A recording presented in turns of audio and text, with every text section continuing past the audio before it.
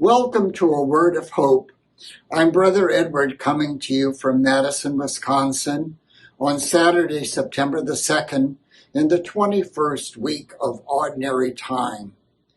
In today's Gospel, we hear the parable of the talents and the servants who are entrusted with these talents in the master's absence. Parables offer us many different possible interpretations.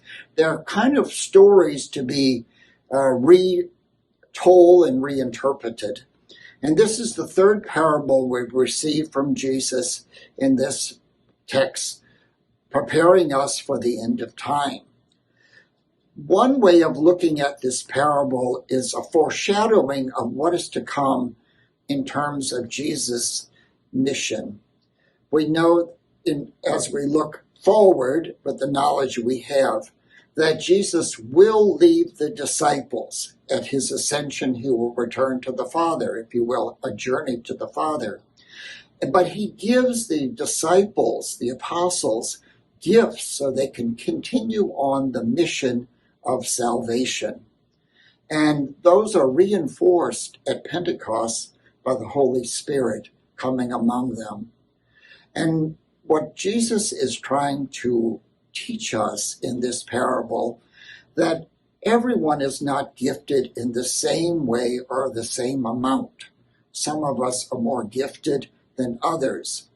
But each one of us is entrusted with a mission with those talents, if you will, to be productive, to produce more. And in the parable, it's kind of a monetary thing.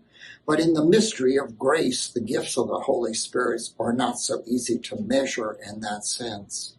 But we know that each one of us is a gifted person. And what Jesus is calling the disciples to is this generosity of grace. But we know that some of us, out of fear or maybe out of laziness, we don't always give those talents to the life of the church and society as the way we should, and therefore fall, if you will, under the judgment of God. God gives those talents to those who are productive and cast the evil servant away. So we live with a warning, but much more so a promise of an abundance of grace in our life, in this life and in the life to come.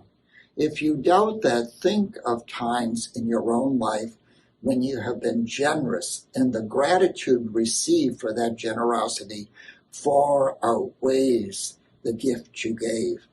So today, with the talents that you have been given through God, share them so that others may be inspired to do the same.